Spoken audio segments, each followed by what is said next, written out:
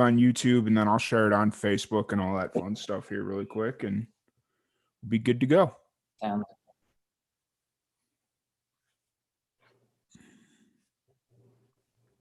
YouTube, and then I'll share it on Facebook. Oh, shush. All right. Let me share this around really quick.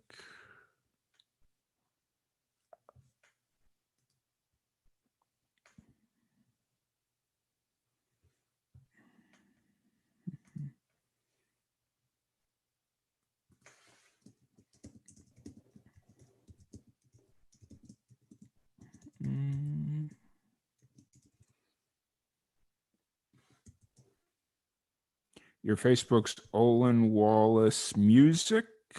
Yes, got it. Yeah. Got it.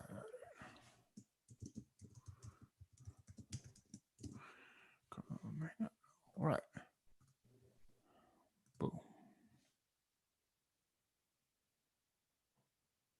Posting. Perfect. Like, boom, boom.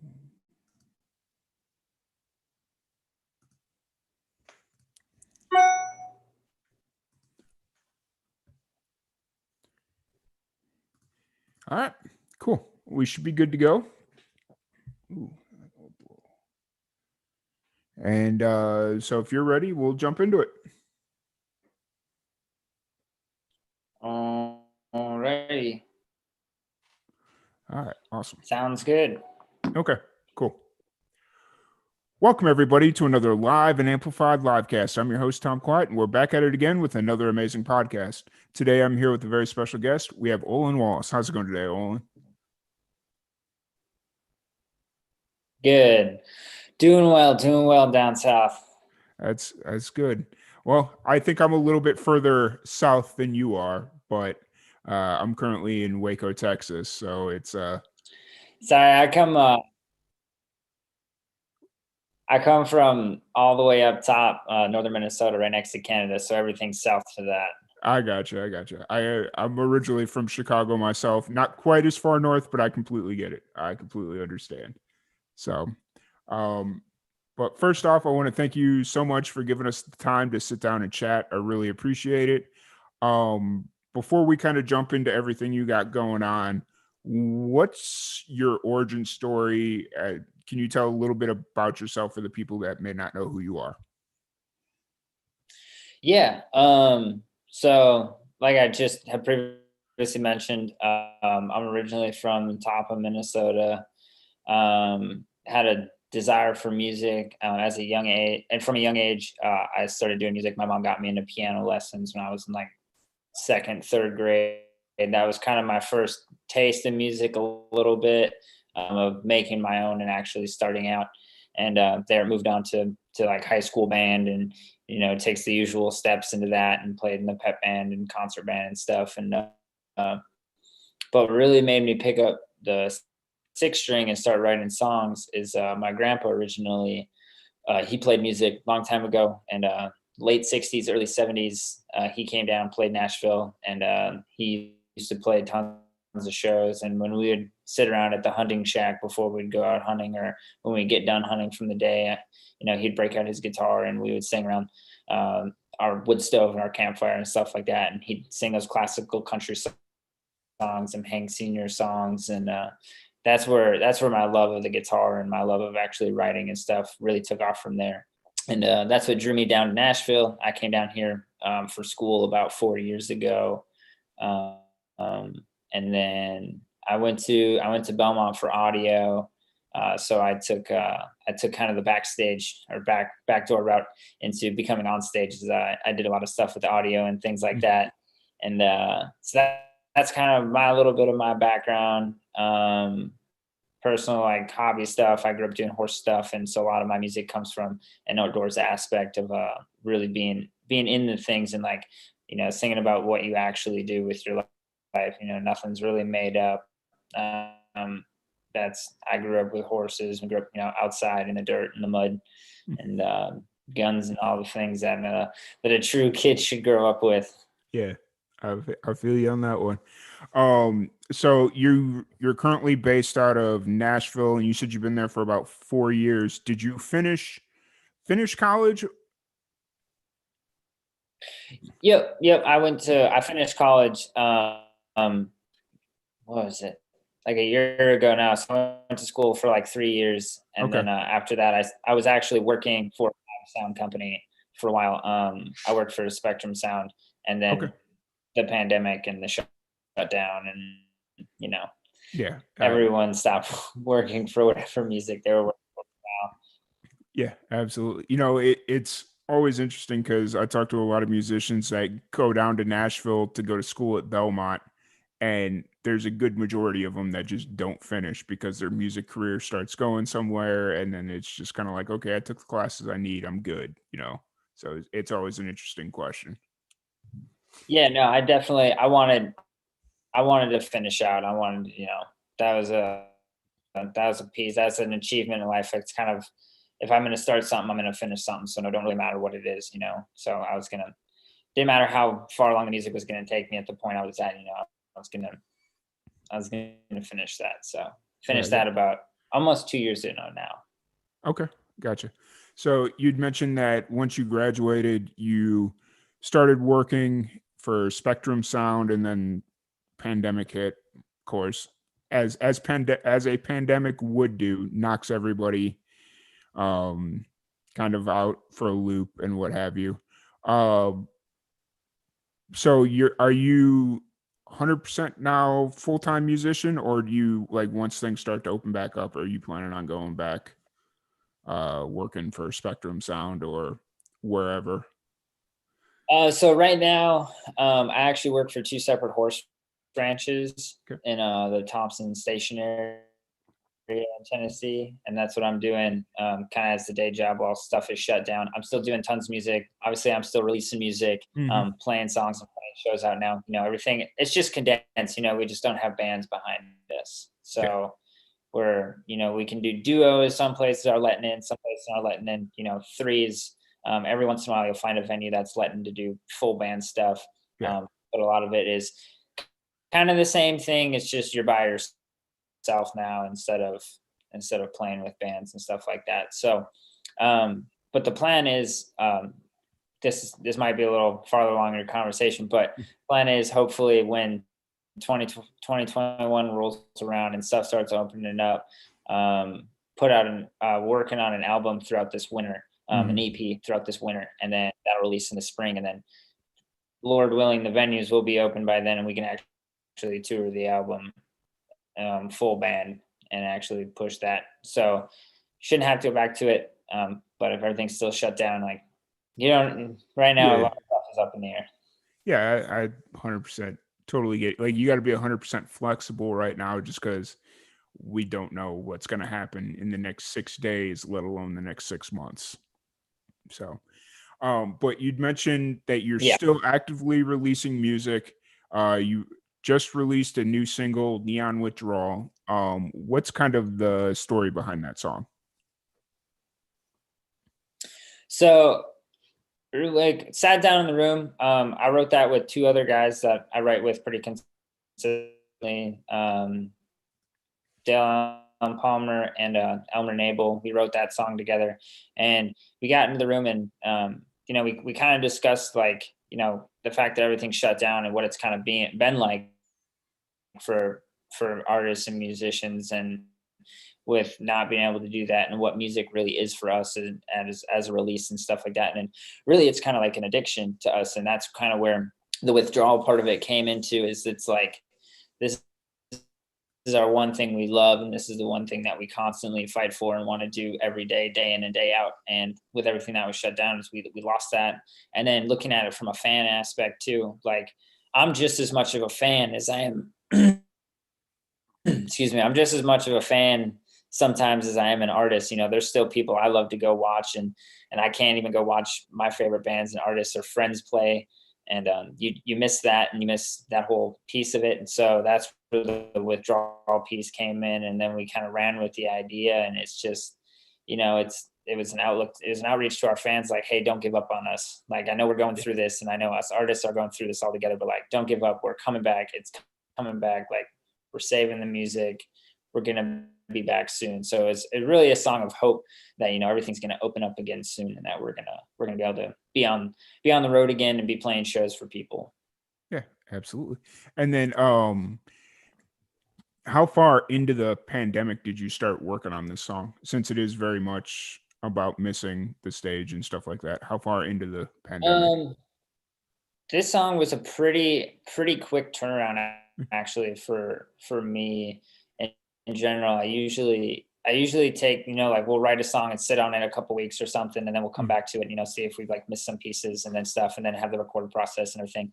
But we wrote this probably um beginning of August, Oh, okay. Wow. mid-August, beginning August sort of is when the song really came together. So it was a really quick turnaround to be kicked out in September, you know, written August, end of June, beginning of August, and then kicked out in September, you know, and so it was a quick turnaround song, but like it was one of those things where, you know, you write it and you're like, man, this just needs to be said right now. And this is, people need to Yeah. have this and people need to hear it. So, Yeah. and I knew that once we finished the song, it was something that people needed to hear. And, you know, it was that little piece of hope, and everyone needs something that is a good feel good song. When I went in and talked to the producer that helped me with it, and the guys that put it together, I was like, hey man, this isn't going to be a sad, like, man, we still can't get together. This is going to be like, hey, we're coming back. You know, it's more of a party fight song than it is an actual, like, let's drown in our own sorrow kind of song. Gotcha. Yeah. It's a, it's a really cool, like I've had a chance to listen to it a couple times, and it's a really, like, it speaks to what I'm sure a lot of musicians are going through, as far as, like, not being able to see shows or be a part of shows, or, like, whatever aspect they enjoy the most, but it definitely speaks to what a lot of musicians are going through, and a lot of fans as well, not just kind of single it all out. But the fact that you got it turned around in little less than 6 weeks, that's, like, I mean, I guess Nashville is set up like that, though, isn't it? Like, where if you've got it Yeah, written, Nashville sometimes. good. Yeah, sometimes you can whip that around really quick. If you got a couple guys on hand, and you got, you know, some phone numbers you can call, you can really pull that around pretty quickly sometimes Yeah, in that city. yeah, absolutely. And then what was the recording process like? Did you do a lot of stuff remotely, or was everything done in studio? No, we did everything in the studio. Okay. Obviously we kept, everyone was kept distance and stuff like that, but yeah, no, and that's a piece of it, you know. As far as for me, I know a lot of people send in stuff out and they'll get tracks back to them and then they'll chop it and put it together and stuff. But when you get like a group of people, or you get a couple people that can really talk to each other, and you want to, you feel the music more than you piece it, and then once you can actually feel it and you have a rhythmic sense of it as a group and as a band together, it's a whole different kind of meaning than if you just kind of send someone something and then they send you something back and you chop it and place it where you want it to be. So we did everything together. We did everything in the studio. Actually, we didn't have anything sent out. Gotcha. Awesome. And then you kind of already talked about this, but your plan moving forward is to do a EP. Is this song kind of a part of that EP, or since this wasn't really a part of your original, like, release strategy since this was such a quick turnaround, is it just kind of like a one-off single as far as Neon Withdrawal goes? Yeah, so this one will be a one-off single. There'll be another single before the end of this calendar year, Hmm. that is recorded already and is ready to go. So Hmm. that one is being held back. It's still a secret what it is and stuff like that. Yeah. But that'll be coming out before the end of this year, and then the winter it's going to be sit down, focus, write, pick apart every song meticulously and find the 6, 7 songs that I want to end up on the EP, and the EP will be the storybook of my first EP and my first album of who I am. I mean, you have pieces of it now, Mhm. with that being Neon Withdrawals being the third single. So you have little pieces of, who I am and my storytelling strategy. But then when this EP comes out, it's going to be my, the big, this is who I am. So Yeah, absolutely. So for the EP, do you already have the songs selected, or are you specifically writing for this EP? I'm specifically writing for the EP right now. Okay. I have a couple that I already have done that I know what I want on it. But even then I'm going back to those and kind of picking them apart again and being like making sure that this is what I want specifically, or looking at the lyrics again and making sure that they're the best that they can be. Gotcha. And so for like throughout the entire pandemic, obviously there's not been that many shows. I know there was like a brief period there where Nashville opened up and they were doing shows and bars were getting shut down, just like all the craziness going on. Have you been like doing like the virtual shows, or have you pretty much just stayed away from that? I've done some virtual shows on Instagram and Facebook and stuff. Mm. Um, I did a virtual release party for the single. Um, and then the other thing keeps the rust off is I've been doing a lot of songwriter rounds. Hmm. So still going out, still being able to play your own music and still being able to interact with people, but most of the songwriter rounds in Nashville now are all open back up again. Okay. Everything is still limited capacity, and they have very specific standards of cleaning. So like Mm. after every round, everything gets meticulously cleaned. We have mic covers on stuff, um, so it's very very sanitary when we do it. Okay. And even some bars require, if their tables aren't 6 feet back, they're putting plastic in front of the stage. That way, there's no germ exposure there. Gotcha. That's really interesting. Like the fact that you've been able to kind of still do, like, I'm sure it's probably not been throughout the entire COVID era. I'm just kind of guessing at that point. But like the fact that you've been able to get back out and start playing shows, it just shows that it's like, okay, we can start Yeah, and we did getting back we can start getting back to some sort of yeah, normalcy, and so to speak. it's been nice. I hosted around for a little while, and we played outside Hmm. during the summer. So it was super nice weather, and then it was really easy to distance everybody apart. Like we did everything under. We had we didn't allow any more than 2 musicians on stage, so they could be a good distance apart from each other. We cleaned everything after each people went up and sang. But I mean, doing it outside was really nice. You had nothing concealed in, everyone could spread out really easily. And if anyone was too close, we still had masks that you had to wear. But yeah, we did that just so, just to keep the music happening. So Yeah, it never died. yeah, absolutely. So what have you been doing to kind of challenge yourself create? Obviously you've been working on music, but have you been doing anything else to kind of challenge yourself creatively? Have you been listening to different types of music to pull from influences? Have you been learning how to play, I don't know, the theremin, or like have you been doing anything to kind of challenge yourself creatively? Yeah. So, I mean, definitely been working on like my lead skills with guitar and stuff like that, Mhm. rather than just playing the songwriter chords, being able to actually like, because after the passing of the great Van Halen, we all miss him for that, and like trying to work through that kind of thing, and like being able to play like those lead stuff, and you can play those chords. And so I've been doing a lot more work with my guitar, taking a lot of self focus on that, and really been working on the storytelling aspect of things. I listen to a lot of like Cody Jinks. I'll listen to a lot of what some people call Americana music, but I'll listen to those guys because like Cody, Coulter Wall, even some Whiskey Myers. I'll listen to him too and stuff like that, because they'll listen to those story aspects and the way Cody writes his songs and how he tells his stories, really involve myself and try and realize the difference of being like one adjective can make the difference of an entire picture to one person if you're describing it correctly. And really, and just go to people and just ask people stories and then try and paint the picture back to them and being like, hey, if this is the story you told me, if I articulated it this way, would it still make sense that it's your story back to you, kind of thing. So even if you're changing words a little bit here, you're not actually changing the story.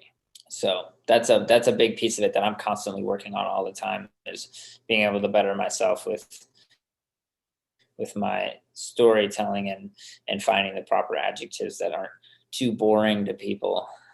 Gotcha. That's really, it's always interesting to see how people are spending, like, obviously you've had or you've been able to keep a job of some sort working with horses, and so you don't have as much free time as a lot of musicians, but it's great to hear that you're like taking the extra time that you do have to sit down and study and like work on skills that will make you a better musician in the long run. So that's really encouraging that you're taking the time and doing that. Um, when you're not playing music or working with horses, like on your free time, what are you doing? What do you do to kind of Uh, run away and Free time. There's not a lot of it.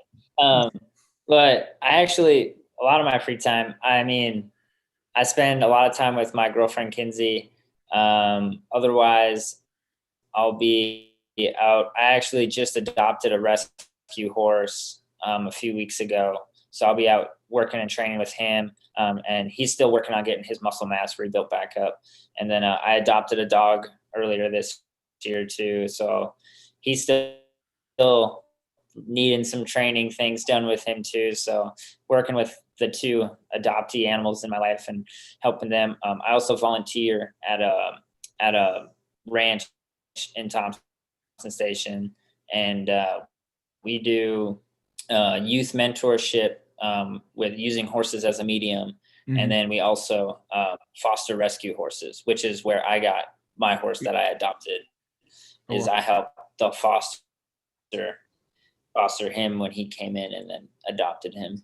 Oh wow, nice. That's really cool. I've been looking for the right dog to adopt and take in, but every time I go to the Humane Society, it's always, oh, the one I want or the one I'm drawn to either doesn't like me, or how dogs kind of are, that they Yep. just, so like, They pick their people.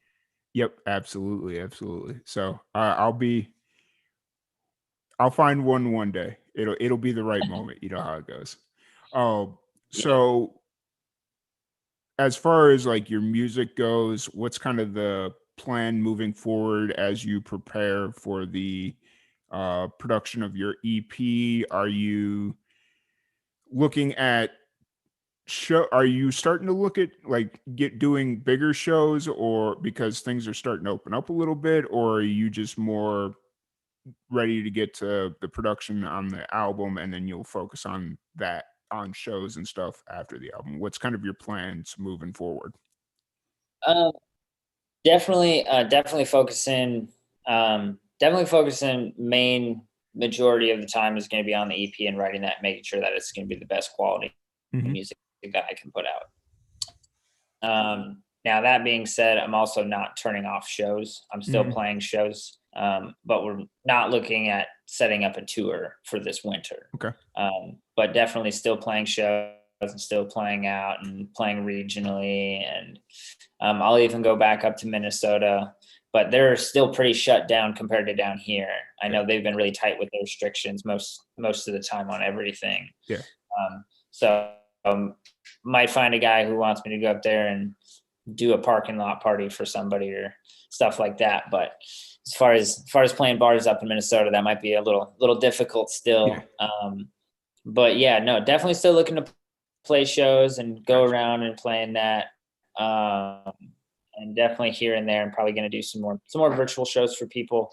But the big focus is going to be making sure I can put out the quality music that I know is inside of me, getting my stories and hopefully helping people with the music that I put out. Yeah, absolutely. When there isn't a global pandemic, how often are you usually doing shows or playing out live? If I'm not playing a big show, I'm definitely at a songwriters round, probably at least once a week, usually 2 to 3 times a week. Okay. When I'm really getting into the swing of things, and when there was, everything was booming and everything was opened up, you're getting indoors and stuff like that. So, yeah, if I'm not playing, a festival or something like that, I'll definitely be at a songwriter round, just throwing back to the beginning of the song and really breaking it down and telling the story the way that it was originally written. Nice. Awesome. And you tour, you don't just play in Nashville, you tour out, you're willing to tour out, and you do tour out outside of like Oh Tennessee. yeah. Where's Oh yeah. No, I definitely. I've done quite a few shows. When I go up to Minnesota, I'll definitely do lots of shows when I go back up there. Gotcha. Where's one place that you haven't played yet that you'd really like to? It could be a city or a venue. So, like, are we talking like big time dream that we always wanted to play? I mean, you could take it however you want So to take it. It could, this like, like dream scenario. Where's one place you'd really like to play? so um when I was kind of my big turning point in my life, because I always messed around with writing and playing and stuff, but Mhm. my big turning point of when I saw the person that I wanted to be, and I was that I want to do that for the rest of my life. That's what I want to do.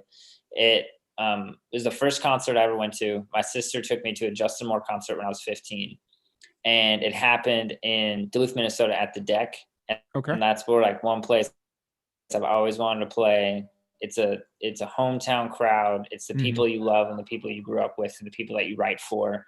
And like all your songs are about them, because like a lot of your songs are about them, because those are the kids that like influenced you the most. And those are the kids that like, you talk about your backwoods boys or anybody like that, like that's who they were when you were in high school. So Hmm. that's one place that I've always wanted to play, would be go back up there and play a show there. Gotcha. No, it's that's actually a fairly common response, is like whatever the local place was that they somebody's seen a lot of shows. Like, I was talking to one guy from LA, and he said we're from the same area, and he said this like this little civic center in northern Illinois, and it's like, it was just one of those things, like, out of every place that you could possibly play, that's the and it so that's actually a fairly common answer, is to go back home to play that one venue where you've seen everybody that you've ever idolized as a musician, so that's um so I don't want to take too much more of your time, but you don't have, or you're not at a point yet where you can release, or you're ready to release any information about the upcoming single or the EP. But when's your next show that you have, or do you have anything on the My books? next show is I'm doing a show at the Commodore Grill in Nashville. We're doing a writers round there, and it's on November 9th at 7 o'clock. And all that information will be on my Instagram and Facebook and Twitter account and all that stuff. Gotcha. Awesome. And then one thing that we like to do on Live and Amplified is pass on knowledge to younger musicians. So if you're cool with it, I want to take the next few minutes and just kind of pass on as much knowledge as we can. So, from your perspective as a musician, when you were starting and really trying to find your sound, like trying to find who you wanted to be creatively, what was what advice do you have for a musician that's at that point in their career where they're just trying to find their sound? So, so don't, I had a really hard time with this when I first started. Okay. Um, don't personify somebody else. Mm-hmm. Because the first times I would ever step on stage, you have that person that's in your head, that's your idol. You have that guy, and you're like, I want to be that. So then when you step on the stage, you immediately become that. But the world already has that, and you're never going to be as good as that thing because that thing is who they are. So don't personify whoever your image is. You can have a likeness to them, Mm-hmm. but always stay true to yourself. Stay true to your own vocal. Don't change. Like if you're a singer, don't try to sound like somebody else. Don't muffle your vocal to sound like somebody else. Don't sing oddly. Don't over nasal yourself. Just sing with your true voice. I had a really hard time with that when I first started. I always wanted to sound like somebody else because I thought that's what you're supposed to do. Yeah. But yeah, definitely that is just staying true to who you are.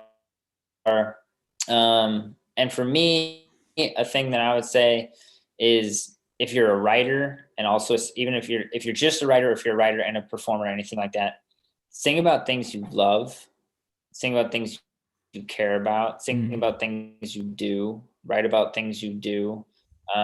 Because if you try to write about something you don't necessarily know anything about, or like you just kind of heard it in a movie once or something like that, it's a lot harder. One, it's a lot harder to write about, but two, you're automatically going to lose all the passion for it. When you sing it out, it's not going to hit you the same. You're not going to have the same story push behind it. If you write about something that you love and things that you're passionate about, and it doesn't matter, you're like, things I like are corny, or like, no one really likes what I like. There's people out there that like what you like. There's a lot of people in the world. Someone's going to like what you like. Yeah. Don't worry about it. You're going to be a lot more passionate about it if you sing about it. It might be a little harder to find the people that like your specific niche, but they're going to find it. And then when they find it, they're going to love you. And then that's where it starts. Yeah. It's that old saying, birds of a feather flock together. And that's, Yeah. so, so yeah, just kind of staying authentic to who you are. And I really like that you said don't try and imitate another musician. You could be influenced by them, but don't like try and straight up imitate them because they already exist. There doesn't need to be another name any band or musician in the world, Yeah. It just like you could be influenced by them, but yeah. So I really appreciated that you said that because I don't think enough people say that. No. So I tried it. It don't work. yeah. What's kind of your writing style when you sit down to write music? Since you're getting ready to do this, this will be kind of an interesting little topic. Are you one of the musicians? Are you a musician that can say, okay, I'm going to sit down and write for the next 3 hours and write, or are you more spontaneous with it and you'll be driving down the I-10 or something and get hit with an idea? So for me, it's both. Okay. So my creative process starts, with life. Mm-hmm. Starts with the things you do. Mm-hmm. Starts with whatever you're doing. So usually, I'll be working with a horse, or I'll be working, something. I'll be hanging out with my girlfriend, or I'll be with my dog, or just doing something, or at a show, or at a bar, and you see something, and then that's where something clicks. You hear someone say something, you're like, oh, that would be cool if you like change these two words and it would rhyme with this, and then you have a hook, or you have a scene that you saw, and you're like, okay, that would be pretty funny if you wrote about that, stuff like that.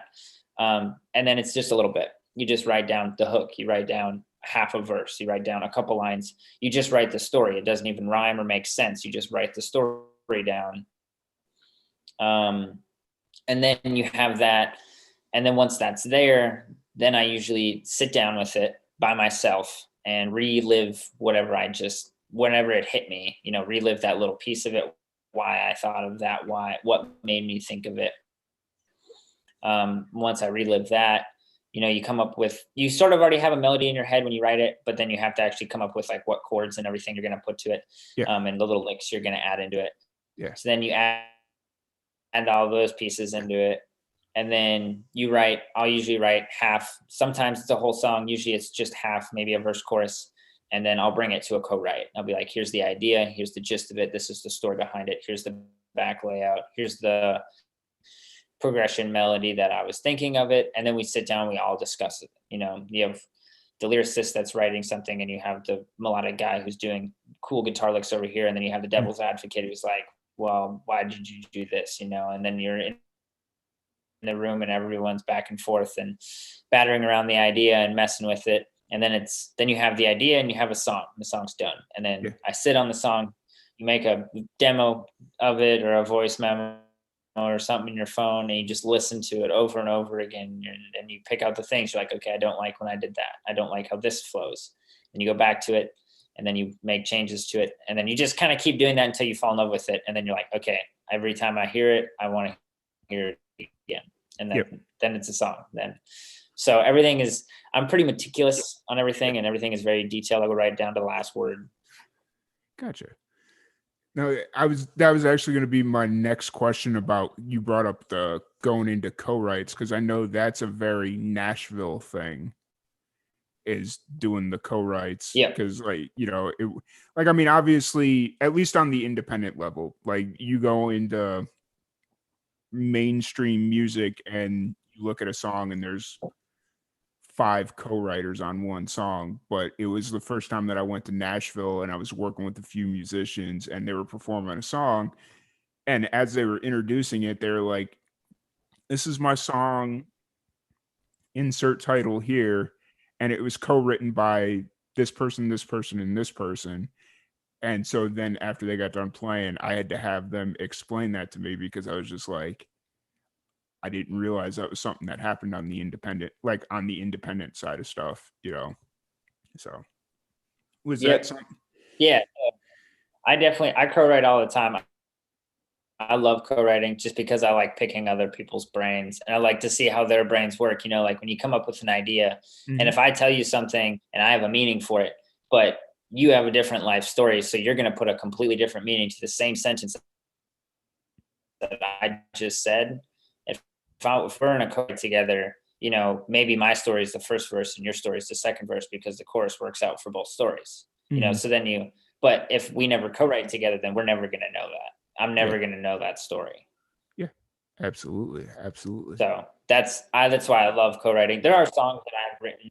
There's songs I've written by myself. I've written a lot of songs by myself. But yeah, co-writing is, 100%. If you want to be a songwriter, if you want to really do this, start co-writing, start finding people to co-write with. You're not always going to love a co-write. Sometimes you're going to write with someone and they might be a great person and you love them as a friend. You can't write with them. Yeah. Because your brains are different. That happens. It's okay. But don't worry about it. It's going to happen. You're going to find your people you love to write with. You're going to find people that are hard to write with, and you can still love them as people. Yep, absolutely. And even if you go into a co-write with just going into a co-write to learn how other people approach music and writing music, and maybe somebody writes the lyrics first, maybe this guy over here writes the hook and then goes, just like their approach just like, even if you look at it from that perspective of going in and, okay, I'm not going to be married to any of the suggestions they make. I'm going to go in just to kind of as a creative writing session, let's say. So like there's definitely a lot of good things to come from co-writes. So. Oh yeah. But so where can everybody find you online? Where can they find your new music as you start releasing it? All that fun stuff. So my Facebook page is just Olin Wallace Music. My Instagram is Olin_Wallace_music. And then my Twitter is at Wallace Olin. Otherwise, if you just go into the search bar and pretty much look up Olin Wallace Music on anything, I'm the only person that shows up on all of it. My music's on all streaming services. It's on YouTube, Spotify, Apple Music, iTunes, Amazon Music. Anywhere you listen to music, you can find me. There's 3 singles out. There's Never Forgotten, there's Crazy, and there's Neon Withdrawals.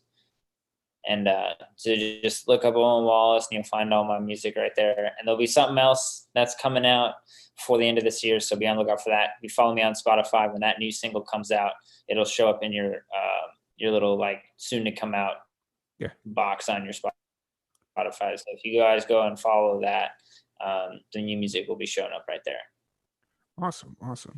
Well, once again, thank you so much for joining us. Really appreciate the time. I really enjoyed getting to know you a little bit. I do have one final question for you. Yeah. Pineapple pizza, yes or no? Oh yeah, 100%. Okay. I wasn't sure which way Minnesotan was going to go with that, but okay. It's the perfect combination. Okay, I'm a big cooking person. I love to cook. So flavors to me is a really big deal. And you have the ham, which is extremely salty. And then you have the tropical fruit of the pineapple. And it's the perfect combination of like sweet and salty. Okay. That's already mixed in with everything else. Now, if the proportions are correct, it works. But if you have, sometimes you get pineapple pizza and it's like just pineapple, then that you're probably going to end up with soggy pizza and you shouldn't order from that place in the first place. Yeah. So, gotcha. But for me, pineapple on pizza, 100%. Okay. I'm using my platform to see if people actually hate pineapple pizza or if it was just me growing up in Chicago. Oh, yeah. Where I do. My mom does. There's two. Gotcha. But once again, thank you so much for jumping in with us. Thank you everybody for tuning in, and we'll